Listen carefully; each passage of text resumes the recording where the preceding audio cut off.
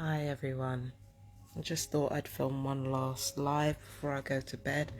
I tried to film earlier, but then Facebook went out. Oh my god, my face looks absolutely terrible. Look at this. Oh, got all kinds of marks everywhere. That is not good. But anyway, I hope you guys are doing well. Um, in case anybody is wondering what these lesions are, they're most likely injuries from the electronic weaponry. Speaking of which, it took me like almost 4 decades of living, right, to clock this, but like I kind of came to a realization about my skin. Um, Ever since I was young, I've always had scaly parts of my skin, which is it can be psoriasis, it can be contact dermatitis, it can be a wide range of things. But the reason this is important, the reason why my skin problems from a young age, which were of course undiagnosed, because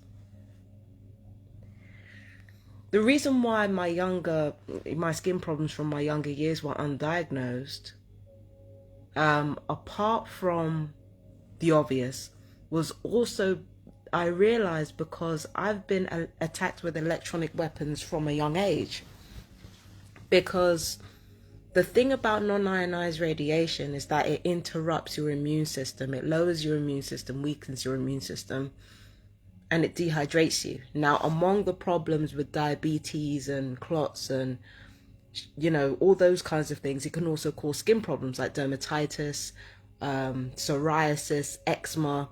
And I realized I've been suffering from that too, and I had no idea this entire time. Nobody ever taught me you can get such a thing as a skin fungus. I did have problems with that occasionally when I was young, but what I never put together was that those problems can actually come from the non-ionized radiation from electronic torture. And I remember having the same problems with goosebumps that can also be triggered by electronic torture since I was very, very young. We're talking childhood here. So remembering all these things to my mind, it made me realize that's why I have the opinion that even though I only knew about gang stalking in the last decade with change, I've actually been going through it all my life. That's one reason why I feel like I've been going through it all my life. The second reason is that a lot of people from my childhood have been actors. And I don't mean actors in the sense of they're fake or no, literal actors. It didn't matter which school I went to, a good chunk of people, whether I was friends with them or not, a good chunk of them were actors. Like, I mean a good chunk of them were involved in the acting or entertainment world in some way. And actors are quite widely used in gang stalking. Entertainers are quite widely used in gang stalking. And I was over here thinking that these actors were hired like through some secret network. Of course they can be, but the truth of the matter is, it can be as simple as an advertisement for an acting job in the paper. It can be as simple as, hiring somebody for a job, for an acting job through the papers, like not telling them that it's actually gang stalking. It can be as simple as that. And I've known a lot of actors in my life. That's the second thing. The third thing that alerted me to the fact that I might have been going through gang stalking, a lot of gang stalking in my life, is because I've always been in close proximity to those who were related to Freemasons. Even down to people in my own family. The Freemasons were every fucking where. So those three clues right there have kind of strengthened my belief that I have been through gang stalking since I was a child, that my family has been intergenerationally targeted. I do believe that MI5 have targeted me and my family like they've targeted several other black families in this country, since MI5 put out that information that black families were to be spied upon in order to neutralize the threat of communism. So I think it's, the microwave attacks. I think microwave weapons had been experimented with by the UK long before Windrush, long before any of this came along. But when Windrush came along, I feel like that's where the opportunity came to experiment with weaponized frequencies and to experiment with microwave radiation. Do you understand what I'm saying? Now, it's not just black people who were targeted, remember. We have Irish people that were targeted, Irish Catholics specifically. We have people who were, you know, I don't think it's loyalists. I think loyalists are loyal to the UK. But Irish people who were Republicans, right? They wanted to keep Ireland Irish. They wanted to keep Ireland Irish, basically. So they were targeted to any subgroups that was seen as a threat to the status quo in this country, I believe have been attacked with microwave weaponry. And I think that the way this whole network works, like I said before, I feel like the closest that we're ever going to get to the truth is investigating the Five Eyes. Now, the reason I say that is not just because they're spy networks, because for anyone who's unfamiliar, the five networks are the five major the Five Eyes are the five major spy networks of the UK, the US, New Zealand, Canada, and Australia, right? So the Five Eyes are made up of all the spy groups of those five particular countries, right? And I say that it's important to watch the Five Eyes, not just because they're spy networks, but because if you really think about how many networks they actually move through in their own respective countries. Over here in the UK, we've got, we've got MI6 up here, then we've got MI5, then we've got Secret Police, or it could be that Secret Police is somewhere in between MI5 and MI6, but I'm feeling it's the Met, so that would be under MI5. Then it would be the Met Police, then it would be local police. So it's like the spy networks, they filter down all through the rest of the, sectors in this country. And this is especially the case with emergency services.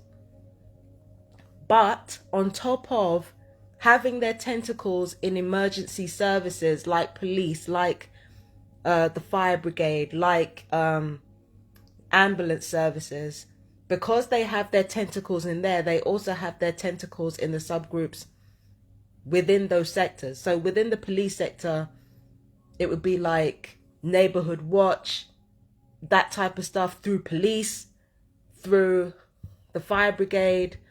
I don't know what comes under the fire brigade, but I'm assuming some kind of community projects or community initiatives come under the fire brigade as well. And then with the emergency services, we've got all forms of health underneath ambulance services, but especially mental health. So it's like through the Five Eyes alone, you get an understanding as to how deep the network connection goes, or the flow of information goes. And plus, you've got to consider that our intelligence services over here are very closely connected with H&M and customs and excise over here, right? So that's why it's important to go through the Five Eyes, because the Five Eyes, they have a lot. They are the main hubs of information. They're the ones who hold all the information with regards to everyone in the country. And truth be told, these five nations have been selling off data about us to other nations for unspecified reasons. So they have already been selling off our information to other countries. That's why it's important to look at the Five Eyes really, really closely, because it's through them that you get an understanding of how widespread this gang stalking network is. Because you don't just have to consider emergency services or the health sectors or the fucking, or the legal sectors or anything like that. It's not just that. Do you understand what I'm saying? That you have to consider. The secret police, all of these organizations, they're also in touch with major heads of criminal families and criminal organizations. Now, I'm not going to go into detail exactly what those criminal networks are, but there are also criminal networks involved, because a lot of TIs can be trafficked through this system and have been trafficked, especially in America, right? So you've got the heads of criminal organizations, you've got arms dealers, you've got drug dealers, you've got human traffickers, you've got vice traffickers, all operating under the Five Eyes umbrella. Do you know what I mean? Scary ass people. Like, we're not talking about cuddly ass people. We're talking about killers, spies, thieves, torturers, sociopaths, psychopaths, sadists, narcissists. You got some of the worst people in the world working with each other in these networks, and they have a very strong hierarchical system in accordance with demographic, in accordance with family ties, in accordance with how much money each family tie has. There's a whole intricate network that is responsible for our gang stalking. And it starts with looking at our intelligence services. Now, for me, it's a double-pronged thing, because I don't just look at intelligence services, I also look at entertainment, because I grew up around entertainment. So entertainment is one thing that I look at. The second thing that I look at are intelligence services. Now, it doesn't matter what you're interested in. If you go to the very top levels of whatever it is you're interested in, you're going to find the money. And when you find the money, you find alchemical fraternities. You find, secret handshakes. You find skull and crossbones, Freemasonry. You find, the Order of the Eastern Star, I think it's called. You find the Hermetic Order of the Golden Dawn.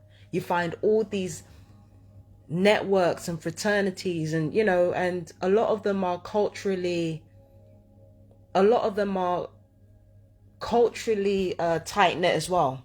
That's another thing as well. A lot of them are culturally tight knit.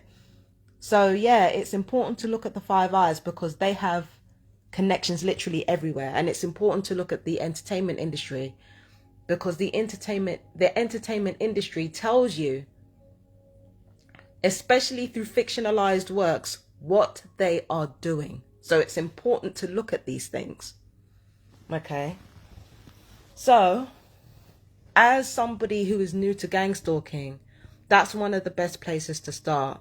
Although, because we're being attacked with electronic weaponry, and we're being attacked with, psychological torture, it's important to research into these things as well, because the methods of how they torture us is also incredibly important. So yeah, so that's the second thing. So the first thing was realizing that all these skin lesions and stuff, these skin problems that I've had since I was young, including my teeth have been falling out since I was young as well. All of that is due to electronic weaponry. All of that is due to electronic torture. Do you understand what I'm saying? As well as, lacking in proper dietary care, which is partially my fault. I'm not going to hold you. Right? So, yeah, all of that comes into it. And, and don't let the internet fool you either. Right now, I'm sure online there are more paid bots and paid trolls than there are willing participants, and people are extremely easily influenced by one another. It doesn't matter if it's the internet, it doesn't matter if they're just talking, it doesn't matter if you're reading a book. People are very easily influenced by what they consume, as long as you appeal to them a little bit, not too much, because then they'll think you're talking down to them, and then they'll think you're trying too hard. But if you appeal to them just a little bit, give them just a little grain to work off, they'll want to know more by themselves, and they'll want to be brainwashed into whatever you want to brainwash them into once you have that little bit of info, and run with it. Do you understand what I mean? So don't let the internet fool you either. 77th Brigade is all over that shit. I experienced that when I was on Twitter and I talked about the 77th Brigade. As soon as I mentioned that, swarming with trolls. Now, again, you can have some renegade trolls, or renegade hackers. You can have some little twerp in his mother's basement who doesn't do anything but coding all day. Those people can hack accounts, and those people can troll you. But look online, research it. Our governments have made it public. Our armies have literal 77 brigades dedicated to finding anybody like Al-Qaeda, but also dedicated to controlling anybody else's point of view about the narratives that our government puts out. So the army has that, the police have that.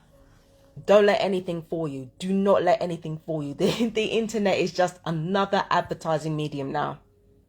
And it has been for quite some time. So don't let the internet fool you either. It's literally everywhere. Start with the Five Eyes. If you're a gang stalking victim or a victim of Havana syndrome, start with the Five Eyes and start with the secret services and the domestic security services of your own country. Start there, because you will be shocked at how many tentacles they're able to move through. And even then it gets even more complicated, because when you really think about it, it's not actually the Five Eyes that are doing this to us. Now, I know what I just said. It is important to look them up. But in order to keep gang stalking alive, it's not enough that our own governments do this to us. As a matter of insurance, there have to be certain organizations, there has to be certain paperwork, there has to be something to remain hidden. And that is why, for the most part, our gang stalking takes place not necessarily within our security systems, but networks within them, right? So separate networks to themselves within our intelligence services, within our domestic security services. We have networks within networks of connected individuals that are invested in this experimentation against us, which is worth basically billions of dollars, billions of pounds. Okay? It's a network within a network of people that are invested in billions of pounds worth of experimentation into very expensive weapons aimed towards population control in order to basically softly colonize as many countries as possible. So yeah, it's a network within a network. It's not as simple as saying, oh, you know, any big company is involved, because truth be told, a big company can always deny accountability. They can always do that, because everything that is being done against the public is a network within a network, and there are secret networks that we don't know the name of. That's the truth of the matter. There are secret networks that a lot of people don't know the name of. And it's through those secret networks that our governments can do what they do to us, that our corporations can do what they do to us. They are networks within networks that have no name. Or if they do have names, we don't know what they are. You know what I mean? So yeah. First thing, hang on, I mentioned the actors as well. So the actors are another thing. So the first thing, skin problems, health problems from a young age that I'm only now just starting to really understand that my targeting must have been lifelong and intergenerational. I've been saying it for years, but it's like really paying attention to certain details that I overlooked before. So that was the first thing. Second thing is me talking about actors, that there have been more actors in my life than is normal for anybody. The third thing is, right, is, yeah, the third thing is that relatives of Freemasons or relatives of secret societies have always found themselves attached to me in some way. You know, the fourth thing is that, what else did I say? I can't remember. I think the fourth thing was me talking about the Five Eyes. The fifth thing was me talking about the internet. Do you know what I mean? The sixth thing was me talking about networks within networks. There's so much. There's so much. There's just so much there. I can't remember now, because I was going to mention something else. So it was like actors, health problems.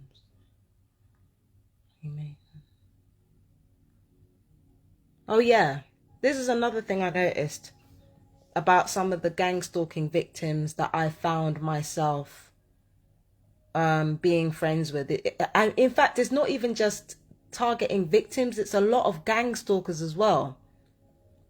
I noticed that I continuously, it doesn't matter who, like, I noticed that in terms of a closer social circle, like, it's not like in direct proximity to me, but I'm always in close proximity to people from wealthy families that were outcast.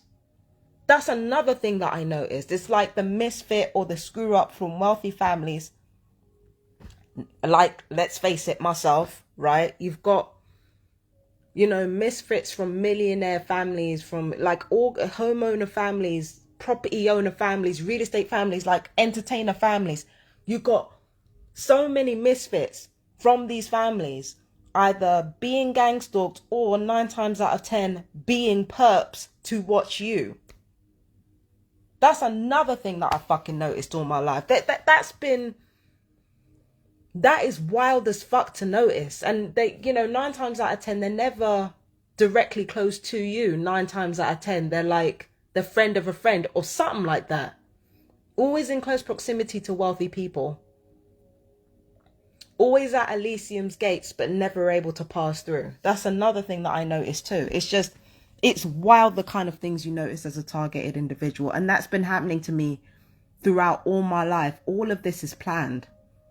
The only thing I don't know necessarily is how, because if I don't know exactly who's doing it, I can only speculate based on what I've researched and based on what I've experienced and based on what I've known. But there is so much that has happened in my life that I'm just like now noticing, and I'm now really paying attention to, like, wow, like this whole thing. And I'm only just now putting it together. Do you understand what I mean? So it's a network within a network that's responsible for gang stalking, and that network within a network is filled with really awful people. Like people that you get no warmth from, no love from. These people are still-eyed predators. They're very charming. The best of them, the most skilled of them, that is, not the best in character. The most skilled of them are dead-eyed predators with no warmth whatsoever. They have all the charm, all the style, all the elegance, and none of the fucking warmth. And here's another thing that a lot of you don't understand about gang stalking and about the networks within the networks that are gang stalking us. Both TIs and perps are chess pieces to these people. These people are not united. I used to think that these people were friends, that this whole thing was just some pro wrestling thing, but no, they kill each other all the fucking time. They kill each other all the time. It is nothing new. They kill each other constantly. They constantly kill each other. Like, let alone us. We're just pieces that they move around for their own, you know, for their own internal power plays. And it's white supremacy that wins every time because they're the ones who want it the most. It is them every time. They have filtered white supremacist ideology throughout all cultures in the rest of the world, and that's where it starts.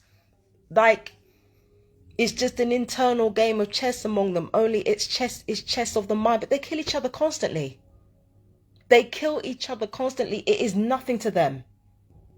And if they're willing to kill each other, maim each other, what do you think they're willing to do to us? We are nothing in comparison to them killing each other, people they actually respect. They don't give a fuck. They will do anything to maintain power.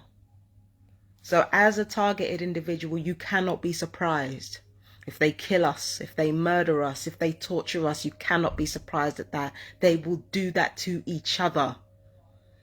There will be rich, powerful families doing whatever they can to take each other the fuck out and to keep one another subjugated. And they will use any means of stealth to do it. They will do that to each other. So don't think for 1 second that we are spared. We are just chess pieces in a bigger game that they're playing against each other. These networks, these hidden networks gang stalking us.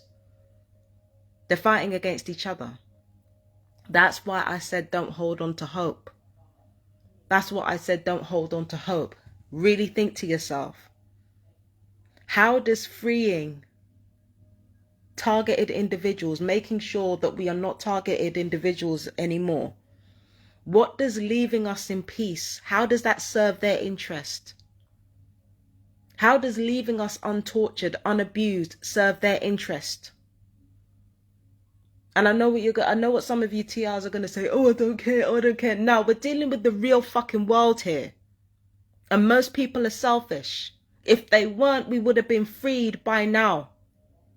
We have all been talking about, how the outside world doesn't help us. We've been begging for help for God knows how many decades. We've been begging for help, begging them to see. And even when the mainstream media gets close enough to telling the truth, there's always something else in the mix.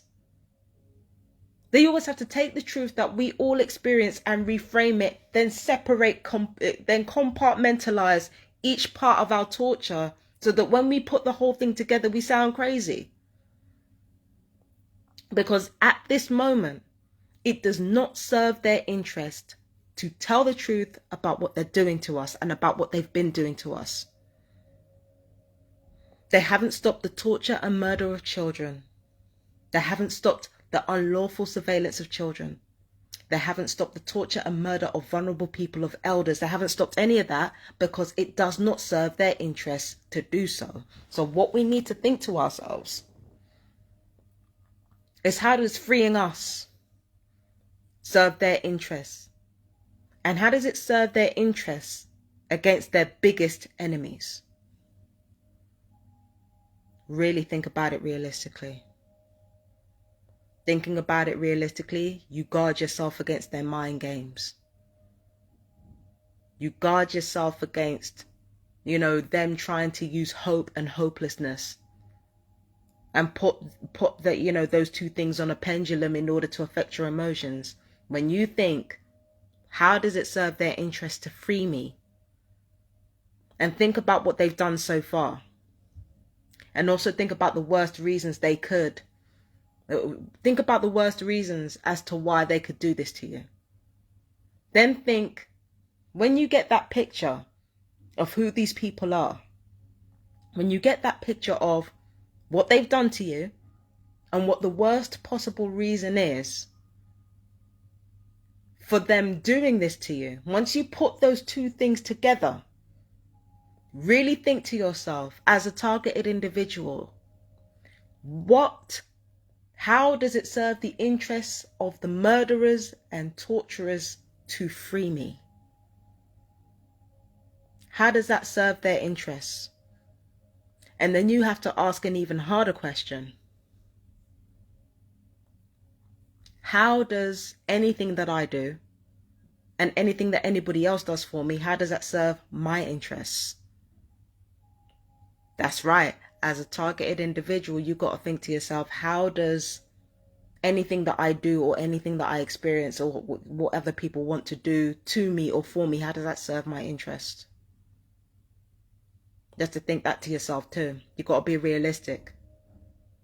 Even when you think about survival at its most crucial, at its most primal, our survival is social. We survive by being social. We survive by having more kids. We survive by uniting with each other. That is not how we thrive. That is not how we find love. That is not how we grow as individuals. That is how we survive. That is how we consolidate wealth. That is how we consolidate power, by uniting.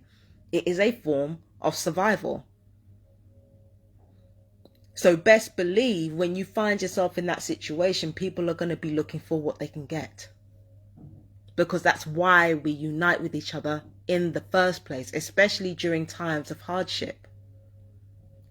Because how else are we going to survive if not together? So when you do anything, think about how does it serve your interests? And when you're thinking about, just in case you're thinking about, having hope that these, you know, government agencies or government courts will somehow rat themselves out and compensate you for everything that they put you through. Think to yourself, how does it serve their interest? And be prepared for what the answer might be.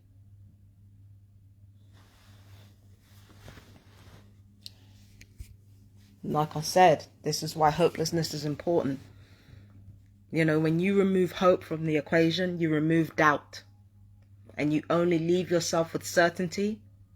That is how you move through life. You remove all doubt from the conversation. You must leave yourself with certainty so that you know what you're doing. You know. Anyway, changing the subject slightly. Had a conversation with the ancestors last night, you know. I was very upset and I was very tired, but I had a conversation with the ancestors yesterday. And it kind of ties in with all these videos that I've been watching about decentering men and, you know,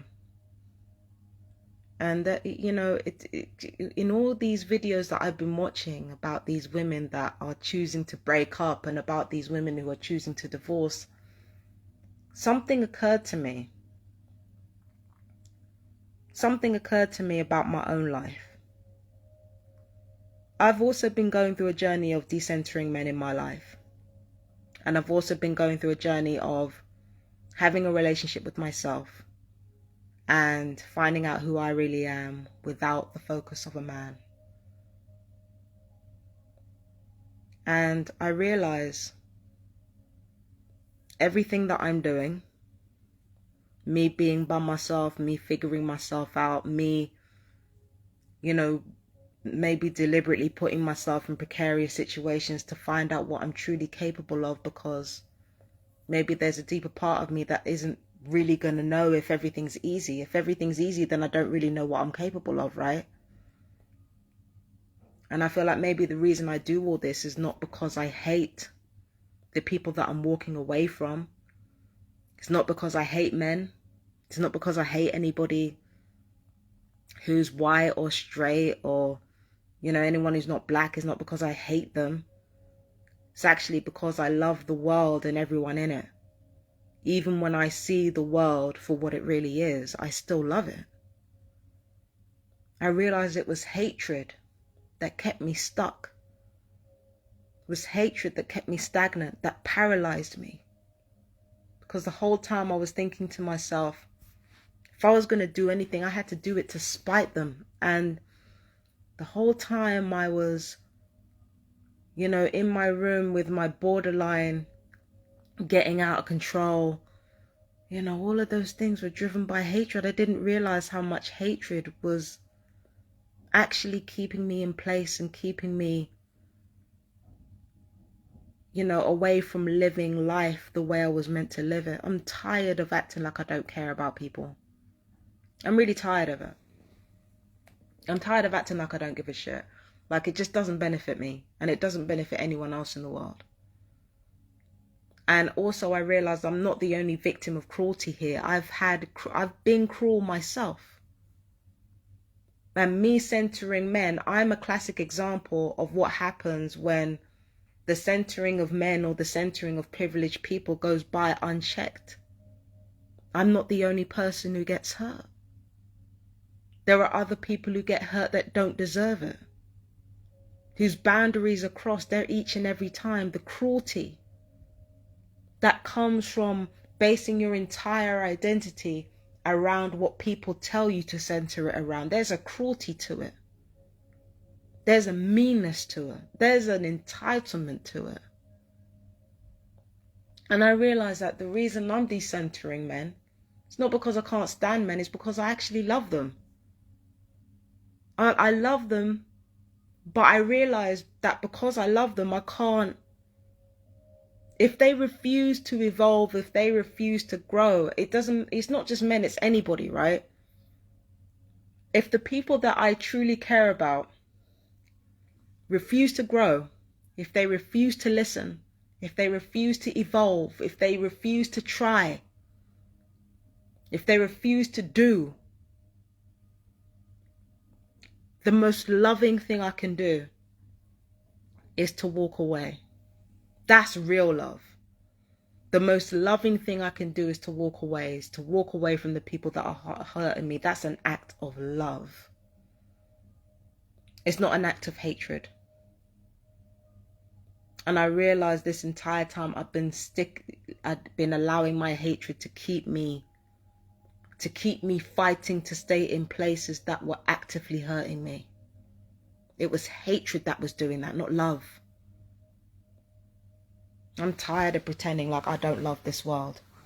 I'm tired of pretending like I don't care. I do care. And I do love this world and everyone in it. Even when those people don't love me, that's fine. I don't care. Because I love myself where other people don't love me. And that is what allowed me to live an independent life and to decenter other people's opinions, other people's perspectives. It's because I love them. It's not because I hate them. I used to think forgiveness was a weakness, but no, it's your greatest strength. Your greatest strength is forgiveness. When you decenter the status quo in its opinion of you, the problem with us is that, the problem with a lot of us, I feel like, is that we try to decenter certain types of people in the hopes that it will hurt the people that we are decentering. And I find that this is especially the case with privileged people. They separate themselves in the hope that it will hurt everyone else that's underneath them. But my thing is that it just leads to this profound emptiness that you can't get rid of. Like you're walking around angry all the time. You don't even know why. Because all you're thinking about is hurting someone else. And when you're thinking about hurting someone else and they're not hurt, you just end up hurting yourself. And there's nowhere left to go from there. That's not the kind of person I want to be to anybody.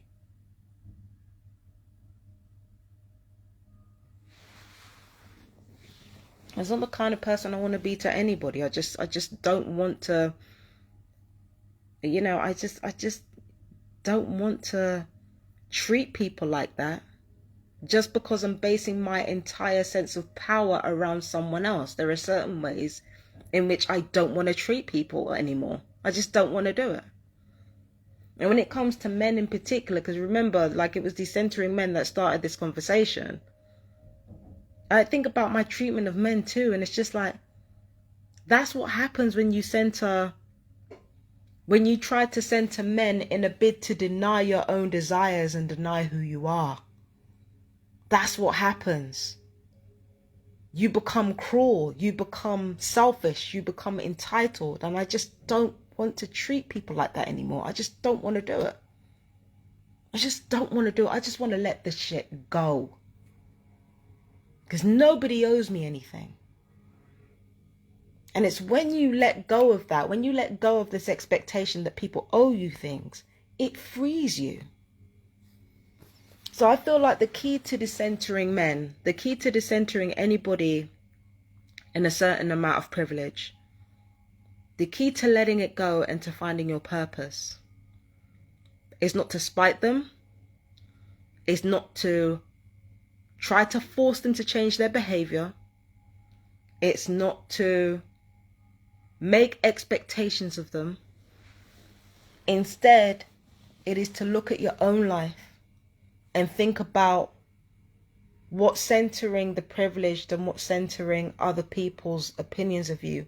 Think about what the kind of person that turns you into. And then decide, you know what, I don't want to be that person anymore. And walk away. Walk away from anything that doesn't serve you. Because, it's not because they're wrong or they're bad or this. I just need to just walk away. Be my own comfort, my own solace, and my own source of power. Become my own. So that I don't have that entitled attitude when it comes to other people. So that I don't, become heavy and weighed down by other people's expectations, of how I should be, or my expectations of how they should be in return for me, in return for me changing everything about myself to fit. Let all that go. Do it out of love. And you will find that decentering the status quo, when you do it out of love, you will find that it is literally the best thing you ever fucking did, because that is where your freedom is. It's in love. I swear to God, it is not in hating people. It is in loving people. That is where you find your freedom. And you let go of what people do and don't deserve, and you think about your own survival, your own goals, your own dreams. That is where the key to happiness is. And the truth of the matter is that even though I'm a targeted individual, even though I've been betrayed by family and friends, even though I'm still being trafficked and tortured now, the truth of the matter is that even with the grief, even with the emptiness that I sometimes feel, I'm actually happier now than I was 10 years ago. A lot happier. Even with everything that I've gone through, physically and psychologically, I'm happier. Not only because I know what I'm capable of during hard times, but because I've learned to let love take over me. Now, I can still be mean. Yeah. It's part of my makeup. I can be vicious sometimes. That's part of my makeup. I accept that. But like, I'm free. Or at least I'm close to it. Because I know what life is about now.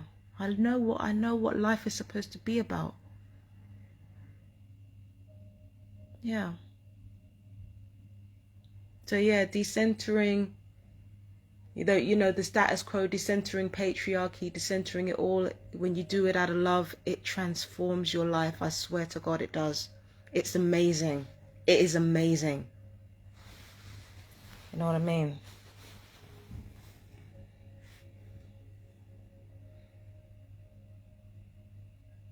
Can't remember what else I was going to say. I was talking about decentering patriarchy.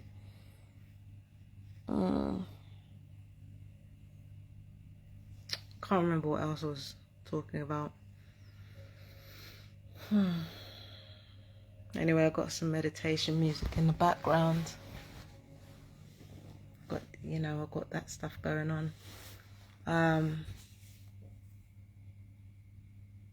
can't remember what I was going to say. Getting older. Being older and having Havana syndrome, that's fun as fuck. Let me tell you. It's a lot of fucking fun. Yeah. Ounces of fun. I can't remember what I was going to say now. Yeah. Yeah, you free yourself when you put love first in everything. And I know it sounds like a cliche, but that's the truth of the matter. Now I remember what I was going to say. You see? You got to give the old ticker a chance. I was talking about desire. I was talking about like stuff like the law of attraction, because when I talk to my ancestors, I talk to them about all kinds of shit. So I was talking about like the law of attraction as well, and I was talking about manifestation, and it occurred to me, because of because of everything I studied in astrology and in numerology and psychology and all that type of stuff, it occurred to me that the most successful people, the people who are the most successful at what they do, it occurred to me that in order to be the most powerful manifester, you have to have a profound emptiness. Why do I say that? Because desire is literally the most powerful vibration in existence. It's not love. It's not romance. It's not family. It's none of that. The most powerful vibration on earth, the only thing on this planet that vibrates faster and higher than love, is desire. But in order to desire something,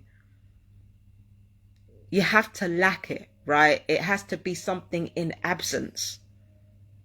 So it's like your feeling of desires have to be so strong, you become selfless to it. Now, I talked about that on Empress Justice Tarot in the third quarter moon reading.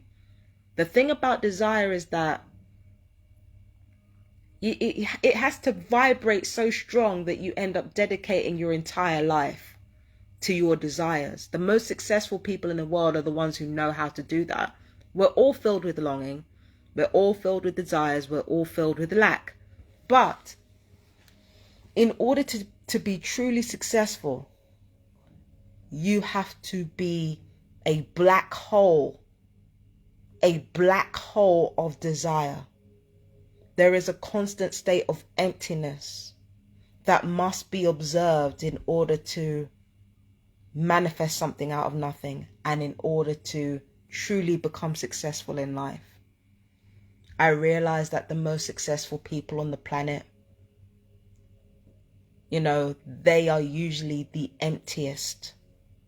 And I don't mean that in terms of, oh, it's so sad, it's so tragic. No, I mean empty as in constantly in a state of lack. It's like they have to walk the tightrope between being in lack. They have to be in lack in terms of their soul, but they can't feel like they're in lack. So it's like they're constantly walking a tightrope. They can be in lack, but they can't feel that way. Do you understand what I'm saying to you?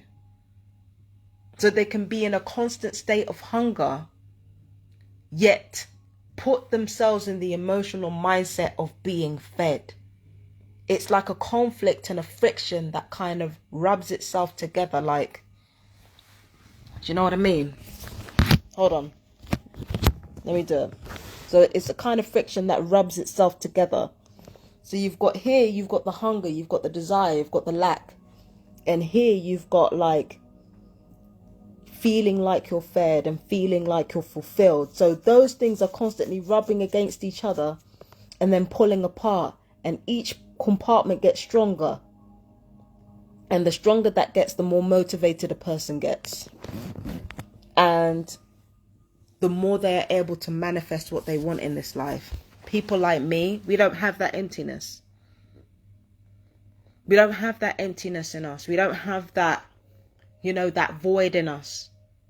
We have lack just like everyone else.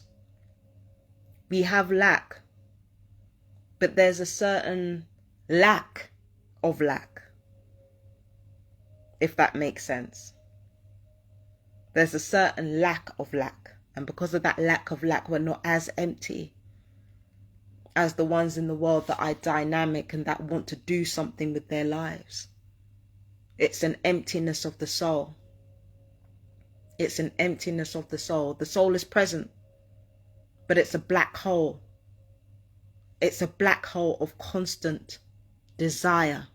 And desire, when you're constantly vibrating it, and especially if you work hard as well towards it. If you are like this big black hole of desire and you're also working with it, trust me, those are the most successful people on the planet. Black holes of desire that are just as active as they are desirous. Those are the most successful people on the planet. That's what's important for manifestation. You don't just get it through hard work, and you don't just get it through being empty. So, there are those of us who are more empty than hardworking. There are those of us who are more hardworking than empty. But in order for you to truly be successful, you need both. You need both. That's what I realize, and I think I've been lacking both, honestly. I think I've been lacking that for a long time, and that's part of the reason why I never really became a success. I mean, I've been abused and all the rest of it, that's true, but then there are other people that have been abused as well. And a lot of people even worse than me, and they've made their way better than I have. So I don't think it was just the abuse or lack of understanding that held me back. I feel like I just didn't have that emptiness inside me because I didn't really want for very much. You know, I always told people, oh, I want to be this. I didn't want to be anything. I didn't want to be anything. I didn't have ambition like that. I still don't. I don't care either. I don't fucking care. I'm sorry, I just don't. You know, and I'm tired of pretending to be somebody that I'm not, because, you know, I can already see how me pretending to be something that I wasn't has already affected the younger generation. So, you know, you got to be careful about the lies you tell yourself, because when you're empty and you don't work, then you pass the lie of who you want to be onto the next generation. And when you work hard without the emptiness, you leave younger generations with your mistakes, you know. But yeah, like, it's just a random thought. Like, it just occurred to me that manifestation, it takes emptiness, it takes a profound internal emptiness. You know, it takes a constant desire, not craving, because great cravings can be satisfied, but a constant desire to make it through in this world.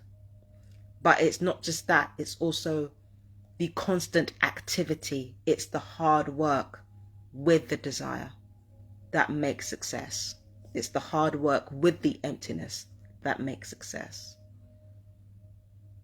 And I ain't got that, baby. I ain't got either of those. I'd be lying if I said I did. You know.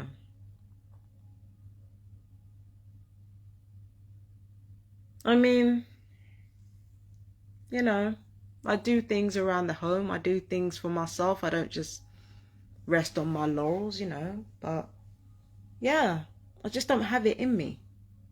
I just don't have that in me. I don't have that dog in me.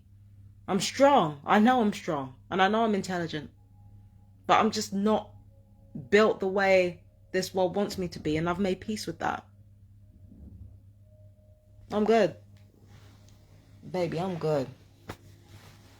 But yeah, it's when you accept yourself and when you are aware of yourself and you do what you do out of love for the world, that's where you find your freedom. And I maintain that and I stand by that. If you've made it this far into a video, that this was just me spitballing, really, you know. The first part was serious, but like the last part wasn't. But if you made it this far into the video, let me know how you guys are. I always want to know. I always want to know how you guys are doing.